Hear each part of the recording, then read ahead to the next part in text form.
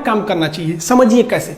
देखिए चाइना जो है ना मैन्युफैक्चरिंग हब है, पूरी दुनिया वहीं सामान बनाती है क्योंकि वो थोड़ा सस्ता पड़ता है। उसके यहाँ लेबर सस्ते हैं, एकदम टाइम पे आ जाते हैं, कोई लेबर का सुनता नहीं है, हर चीज़ है, जिस वजह से उसका सामान सस्ता पड़ता है। और वो मास प्रोडक्शन करता है, थोड़ा सा नहीं बनाता है, एक ही बार 1 करोड़ बना देगा। अब आप इतनी सा सब्जी बनाइए, ये इतना बनाइए, जानते हैं ज्यादा बनाने में खर्च कम आता है, इसलिए चाइना का प्रोडक्ट बहुत सस्ता होता है। ये जो टेम्पर ग्लास हम लोग मोबाइल पे लगाते हैं ना, चाइना पे 3 रुपया में पड़ता है। 31% टैक्स जोड़कर और जो पूरा ट्रांसपोर्ट का खर्चा जोड़कर हमको वो जो टेम्पर ग्लास पड़ता है 4.5 रुपया में पड़ता है। 45 रुपया नहीं दिखा है, 4.5 रुपया में टेम्पर ग्लास पड़ता है, जिसको आप लोग दिल्ली मुंबई में 10 रुपया से 40 रुपया में लगवाते हैं। अब बताइए इतना सस्ता है तो हम कैसे रोक सकते हैं उसको।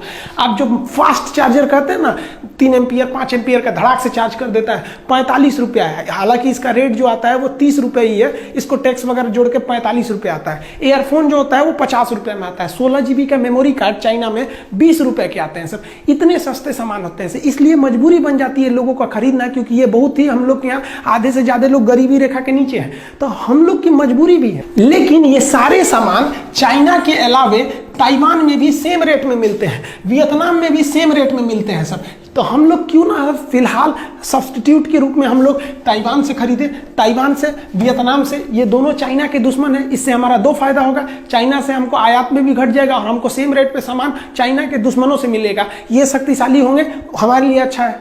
खिलौनों के मामले में चाइना पूरी दुनिया में जाइंट है। चाइना में 8 रुपए से खिलौने चालू हो जाते हैं, 8 रुपए में। पूरी दुनिया में जो सोलर पैनल दिए जा रहे हैं वो चाइना से आता है। हिंदुस्तान में 70% सोलर पैनल चाइना से आयात हो रहे हैं, हमारे यहाँ नहीं बनते। जबकि भारत का शक्ति स्थला दक्षिण भारत में, दुनिया भर का केरल और गुजरात में जो पावर प्लांट लग रहा है सोलर प्लांट से, वो चाइना से आयात हो रहा है। हमारे जो लौह पुरुष थे, स्टैच्यू ऑफ यूनिटी, उनके लिए भी जो स्ट्रक्चर बना था वो चाइना से ही बना था। इतना ज्यादा वो मैन्युफैक्चरिंग हब बन गया, इतनी आराम से नहीं हटेगा। उसको हम लोग को बढ़िया से घेरना पड़ेगा, माइंड गेम से मारना पड़ेगा। समझिए कैसे। देखिए कंप्यूटर और मोबाइल की दुनिया में चाइना जो है एकदम कब्जा करके बैठा है। चाइना में जो है वो कंप्यूटर मोबाइल बहुत ही बड़े पैमाने पर मैन्युफैक्चर किए जा रहे हैं। ये जो कैमरा होता है ना, शादी ब्याह में रिकॉर्डिंग वगैरह करते हैं, उसका भी चाइना बहुत बड़ा हब है। सीसीटीवी कैमरा का चाइना बहुत ही बड़ा एक्सपोर्टर कंट्री है। चाइना के पास हर तरह के सीसीटीवी कैमरे होते हैं। जनरली 2 टाइप का हम लोग यूज करते हैं। गोल वाले को कहते हैं डोम कैमरा, ये चौड़ाई में देखता है और वाटर प्रूफ नहीं होता, इसलिए इसे घर के अंदर लगाया जाता है। और ये जो लंबा वाला होता है इसे कहते हैं बुलेट कैमरा, ये लंबी दूरी को देखता है और वाटर प्रूफ होता है, इसलिए इसे बाहर भी लगाया जा सकता है, इसलिए इसे इंडोर, इसे आउटडोर कहते हैं। इस तरह के सीसीटीवी कैमरे के लिए चाइना बहुत बड़ा उत्पादक है। चाइना के आप किस किस सामान का बाइकआउट करने को कह रहे हैं? आपको पता है जो पीवीसी टेप चिपकाया जाता है ना, तार वगैरह को चिपकाने के लिए, चाइना से आता है। छोटे बच्चे जो कंचा गोली खेलते हैं ना, वो चाइना से आता है। चाइना अपने कस्टमर्स का बहुत ही ख्याल रखता है, लेकिन इंडिया वाले क्या करते हैं, कस्टमर का ख्याल नहीं रखते, अपना मुनाफा कैसे होगा। अब सोचिए छोटा बच्चा गोली खेलने जाता है, सोचता है गोली बड़ा रंग बिरंगा हो, एक साइज का हो, एकदम बिल्कुल गोल हो। हिंदुस्तान का गोली देखिए टेढ़ ऐसे रहता है, इंडिया का लड़का लेता ही नहीं, कहता है चाइनीज गोली दो, एकदम रंग बिरंगा दे दिया। उसने कस्टमर्स की नीड को पहचाना। इन्हें हर चीज चाहिए, खूबसूरत से खूबसूरत, लेकिन सस्ते चीज में चाहिए। चाइना इस चीज को दे देता है। जो आप ये जो टाई देखते हैं, तार जो होता है ना, इसको टाई बोलते हैं लोग। तार 4-5 तार गया रहता है एक पास, तो इसी में फंसा के हम लोग टाई से और इसमें कस देते हैं। ये दोबारा खुलेगा नहीं, फिर काटना पड़ता है। हम लोग रस्सी बांधते हैं ना, तो इसको टाई लगाना पड़ता है। आप जो टाई खरीदते हैं वो चाइनीज रहते हैं। आप जो ये क्लिप हुक खरीदते हैं वो चाइनीज आ गए हैं। सब तार और ठोकने के लिए चाइनीज कांटियां आ गई हैं। किस चीज का बहिष्कार कीजिएगा आप लोग? जो हम लोग मेहंदी लगाते हैं ना, महिलाएं मेहंदी लगाती हैं, अपने यहाँ कहा जाता था जिसकी सास बहुत मानेगी उसी का मेहंदी लाल होगा। ससुरा चाइनीज मेहंदी आ गया है, जिसकी सास मर भी गई है उसका भी एकदम खतरनाक लाल कर देता है। और लड़कियां इसी को प्रीफर करती हैं। सुबह शादी में जाना है तो रात में लगाओ, एकदम चटकार लाल कर देता है, और 2 दिन बाद ऐसा उजड़ता है जिसे लगता है कोड़ फूट गया। लेकिन ये लोगों के तत्काल जरूरत को पूरा कर देता है। किस किस चीज को रोकेंगे? महिलाओं का जो कॉस्मेटिक आइटम है उस पर चाइना का कब्जा होते जा रहा है। लिपस्टिक को जो ठोड़ रंगने वाला होता है उससे लेके कॉस्मेटिक, एक से एक क्रीम पाउडर आ गया है ना कि आप चेहरा पे रंगिएगा तुरंत गोरा कर देते। एक चाइनीज कॉस्मेटिक के सामान आ गए हैं, काजल से लेके नेल पॉलिश से लेके किस किस चीज को रोकिएगा, पूरी तरह चाइना भरते जा रहा है। क्यों? क्योंकि लोगों को क्या चाहिए, एक महिला को हर तरह का चाहिए, लिपस्टिक उसका, नेल पॉलिश चाहिए उसको, हर तरह का, जिस रंग का कपड़ा रहना चाहिए उसी रंग का। ये अब इंडिया का लेगी तो महंगा पड़ेगा, तो जितना में इंडिया का एक रंग का लेगी उतना में चाइना वाला इतना सस्ता देता है कि 3 रंग का रेट लेगी, तो उसकी भी तो मजबूरी है। आप देखिए चाइना हमेशा अपने कस्टमर्स के बारे में सोचता है। हम लोग को चाइना के सामान को रोकने के लिए एक भावनात्मक डर भी बनाना पड़ेगा।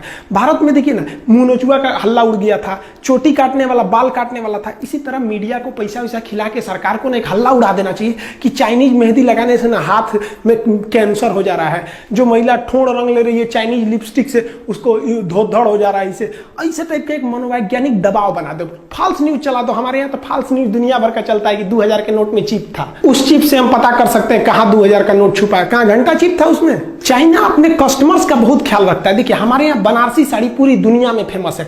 बनारसी साड़ी देखिए, ये बहन जी पहनी है, कितना बढ़िया लग रहा है। लेकिन भारत ने अपनी बनारसी साड़ी एक सूडान नाम के देश को निर्यात किया, वहां से रिजेक्ट हो गए सब, भारतीय साड़ी बर्बाद हो गए। लेकिन वहीं पे चाइनीज साड़ियां चल गई, क्योंकि सूडान की जो महिला होती हैं इस तरह से होती हैं। अब ये वाला साड़ी उनको पहना दीजिएगा तो लगेगा समियाना ओढ़ ले भाई, उसमें थोड़ा सा चेंज करना पड़ेगा ना। उनकी हाइट 6 फीट होती है, हमारे यहाँ 5.5 फीट की लड़कियां होती हैं सब, तो सड़िया को थोड़ा सा चौड़ा करना पड़ेगा ना, नहीं तो यही वाला पहना देंगे उन लोगों को तो स्कर्ट की तरह लगने लगेगा, रिजेक्ट हो गया।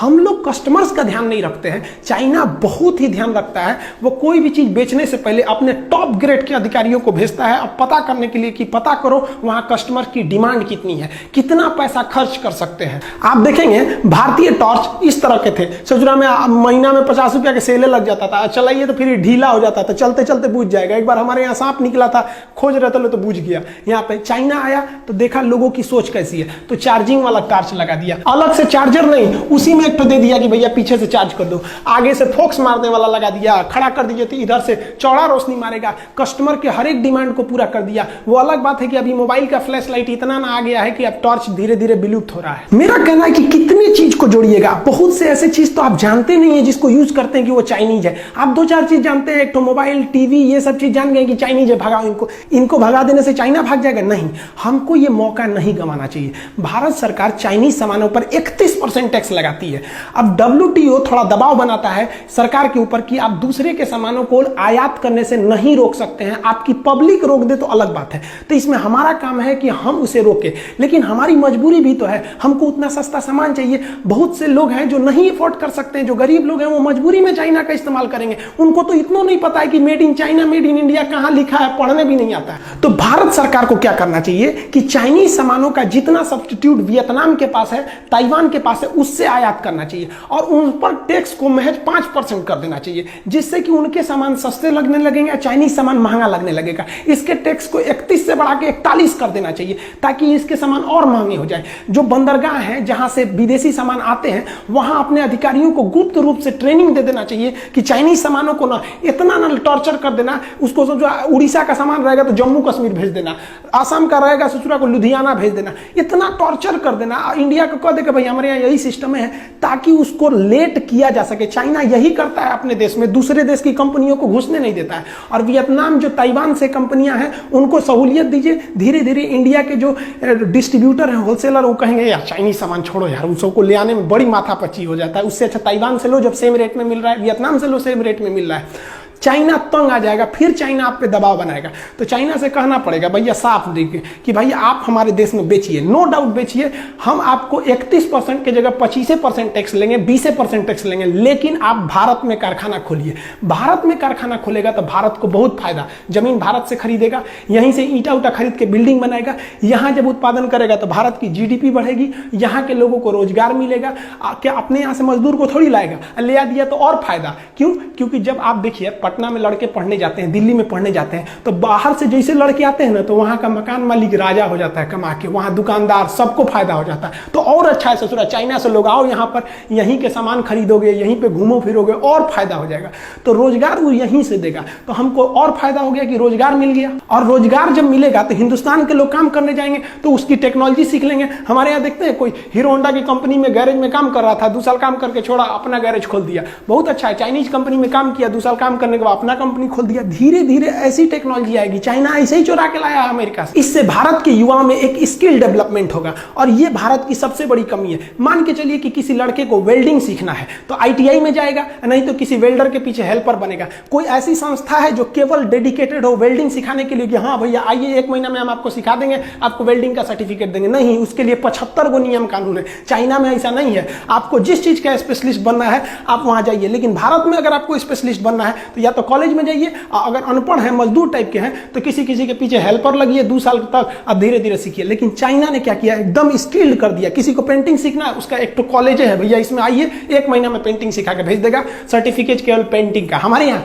ITI, IIT, BE, BTech, MTech, lab मार डालेगा उसको पढ़ा के। जो चाइनीज ऐप हैं जैसे टिकटॉक है, वीमैट है, वीचैट है, बहुत ज्यादा 52 से ज्यादा ऐसे ऐप है जिसको सरकार ने बैन किया है, उस पर निगरानी रखने के लिए कहा है, अभी बैन नहीं किया है। ये अपना डाटा जो है ना उसको स्टोर करते थे चाइना में। जैसे मान लीजिए आप शादी में गए, कोई रिकॉर्डिंग किए, तो वो रिकॉर्डिंग कहां आता है, आपके मेमोरी में। हम ये यूट्यूब पे वीडियो बना रहे हैं, ये ना आपके मेमोरी में ना मेरे मेमोरी में, ये कहां गया, तो ये यूट्यूब के सर्वर में गया। तो भारत सरकार को भी चाइना के जितने भी ऐप हैं कहना चाहिए कि भैया तुम ऐप आओ, क्योंकि तो तुम तो है प्ले स्टोर पे, हमारे पे तो हो नहीं, आओ, लेकिन तुम जितना डाटा यूज करोगे ना उसको भारत में रखना पड़ेगा।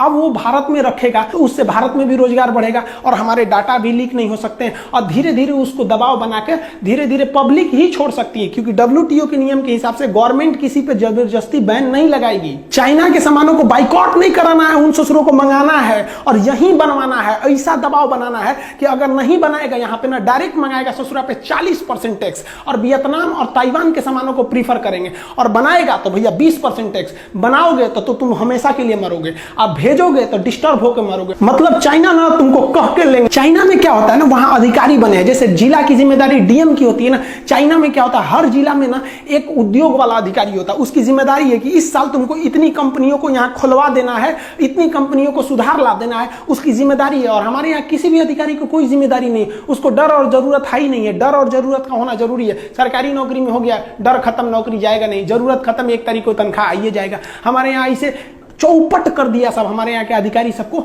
आप जाइए ना भारत में, अपना आय प्रमाण पत्र, मृत्यु प्रमाण पत्र बनाइए ना, एक आदमी मर गया, उस ससुरा का सर्टिफिकेट बनाने में 1 महीना लगा देगा सब। तो विदेशी कंपनियों को टॉर्चर करके रख देता है सब। इसलिए भारत में आने से पहले कंपनियां डरती हैं, जबकि जानती हैं कि हमारा माल भारत में इतना खप जाएगा कि हम कमा के लाल हो जाएंगे। लेकिन हमारे यहाँ के अधिकारी उनको ऐसा न रगड़ देते हैं कि बेचारे भाग जाते हैं यहाँ पे। तो भारत सरकार को भी ना अपने सुझाव में उनके सलाहकारों को एकदम ट्रेनिंग देना है, एक अधिकारी बैठा के भेजना है दिल्ली में, मुंबई में, जहां भी इंडस्ट्रियल हब है, कि हमको हर साल यहाँ 200 फैक्ट्री बढ़ जाना चाहिए, नहीं तो ससुरा गोली मार देंगे तो हम यहाँ पे। डर बिना प्रीत कहाँ। भारत सरकार के उद्योग मंत्रालय पे एकदम कड़ा डिसीजन लेना चाहिए। लिस्ट बनाइए उन चीजों का जो चाइना ज्यादा प्रोडक्ट करता है, जिसका पब्लिक ज्यादा यूज करती है, और उन सारे चीजों का कारखाना 1 साल के अंदर अंदर खुल जाना चाहिए, ना तो नौकरी से भगा देंगे। हमारे अधिकारी ये सोचने का तोन निकल गया है, इतना कोई मतलब नहीं है, क्या हो रहा है क्या नहीं, सरकारी नौकरी लग गया। देखिए चाइना को इतना टॉर्चर करना है कि उसको फैक्ट्री मजबूरन भारत में खोलना पड़े, और जब भारत में फैक्ट्री खोल देगा ना तो हम लोग हो जाएंगे मकान मालिक और चाइना हो जाएगा किराएदार। अब कोई भी किराएदार मकान मालिक से ऐठ के नहीं बोलता है, जानता है कि हमारा सब फैक्ट्रियां वहीं पे है, सोचरा रोक देगा तब। कोई भी देश चाइना से ऐठ के क्यों नहीं बोलता है, क्योंकि जानता है सोचरा वहां पे हमारी कंपनी फंसी हुई है। अमेरिका भी शांत रहता है, उसकी करोड़ों करोड़ की कंपनियां का वहां पे इन्वेस्टमेंट है। तो भारत सरकार को इन्वेस्टमेंट लाना चाहिए, इससे FDI भी बढ़ेगी भारत सरकार की। इससे चाइना पर बहुत बड़ा प्रेशर आएगा, क्योंकि उसकी कंपनियां उस पर प्रेशर लगाएंगी, भैया मेरा वहां पे सब फैक्ट्री फंसी हुई है। और हम लोग को यह नहीं कहना पड़ेगा कि बाइकआउट चाइना, भैया भारत में ना बन रहा है, यहाँ पे 1 नंबर का काम हो रहा है। अब यहीं से बना के तुम बगल में बेचो, पाकिस्तान को बेचो, श्रीलंका को बेचो, किसी को भी बेचो, लेकिन हमारे यहाँ मैन्युफैक्चरिंग हब बनाओ। हमारे यहाँ बेचना है तो बनाना पड़ेगा, नहीं तो भाड़ में जाओ ससुरा। हमारे यहाँ दिक्कत क्या होता है, एक टुटपुजुआ नेता चल जाता है ना, उसके पीछे 50 गो पुलिस वाला जाएंगे, नेताजी जा रहे हैं, नेताजी जा रहे हैं। और हमारे यहाँ वैज्ञानिक सबको कोई वैल्यू नहीं दिया जाता है। हम एक बार दिल्ली से पटना आ रहे थे, हमारे बगल में एक आदमी बैठे हुए थे, ऐसे परिचय हुआ तो बताया कि हम DRDO में हैं। अब बताइए DRDO का साइंटिस्ट एक साधारण जहाज से जा रहा था, बताइए उसके लिए ये सम्मान की बात है। अरे भाई नेताओं को जो मिलते हैं ना, हमारे जो इसरो चीफ हैं, ये सड़क पे ऐसे जाएंगे, यहाँ पे इनको 2 पुलिस दे देता है। अरे इनको भी ब्लैक कमांडो मिलना चाहिए। जब भारत का साइंटिस्ट कहीं जाए ना सड़क पर, तो उसको चारों ओर से पुलिस हटा दे, सबको हटो हटो, कौन जा रहा है भाई साइंटिस्ट। तो लोगों को भी दिल में देख के एक हौसला बढ़ेगा कि नहीं, हमारा देश साइंटिस्ट के साथ खड़ा है। आने वाली पीढ़ियां भी उनसे प्रेरणा लेगी और पढ़ाई में जी जान लगा के पढ़ेंगी। लेकिन हमारे यहाँ क्या होता है, पढ़ने पर जानते हैं कोई क्या बनता है, पढ़ के क्यों राजा भइल बा। अरे आप पढ़े लिखे लोगों को राजा की तरह सम्मान दीजिए, नहीं तो देश एक दिन खोखला हो जाएगा। नेताओं से ज्यादा सम्मान भारत के इन साइंटिस्टों का होना चाहिए। ये भारत के असली कर्णधार है। इनके बदौलत अगर हम रहेंगे, इनका सम्मान करेंगे, तो एक दिन सच में ये भारत को सोने की चिड़िया बना देंगे। आपने कभी सोचा कि भारत के बड़े बड़े IIT इंजीनियर क्यों भारत छोड़ के चले गए? क्योंकि उनको वहां बेहतर प्लेसमेंट मिलता है, बेहतर जॉब मिलता है। हमारे यहाँ क्या मिलता है, इन लोग को नेताओं के दल्ला बना के रख देते हैं लोग। कभी कोई टेंडर में इनको फंसा देगा, कहीं भी किसी न किसी चीज में फंसा देगा, अगर इन नेताओं की बात नहीं सुनेंगे तो। आपको पता है आरबीआई के गवर्नर रघुराम राजन जी इतने बेहतरीन इंसान, आरबीआई की जब रिटायरमेंट हुए तो ये अमेरिका में जाके प्रोफेसर हुए। सोचिए इनसे पढ़ा हुआ लड़का कितना आगे जाएगा। हम अपने देश को धीरे धीरे खोखला करते जा रहे हैं। ये एक तत्काल रिजल्ट होता है कि चाइनीज के सामानों को बाइकआउट कर दो, ये बहुत लंबा पीरियड तक ये नहीं चलेगा। आपको एक बहुत सोची समझी रणनीति बनानी पड़ेगी। चाइना को माइंड गेम से मारना पड़ेगा। इस तरह से मारिए चाइना को जिस तरह से उसने पूरी दुनिया को मारा वहां पर। हमारे देश में बनाना है, एक ही शर्त रहेगा, हिंदुस्तान में सामान को बेचना है तो 40% टैक्स दो, नहीं तो यहां 20% टैक्स दो, यहां उत्पादन करो। नहीं तो तुम सपना छोड़ दो कि भारत का व्यापार तुम्हारे लिए है। इसके बाद बाइकआउट कीजिए अगर चाइना इस पर रेडी नहीं होता है तब। आगे आप क्या सोचते हैं आप कमेंट करके बताइए। मिलेंगे हम लोग नेक्स्ट वीडियो में, तब तक के लिए जय हिंद।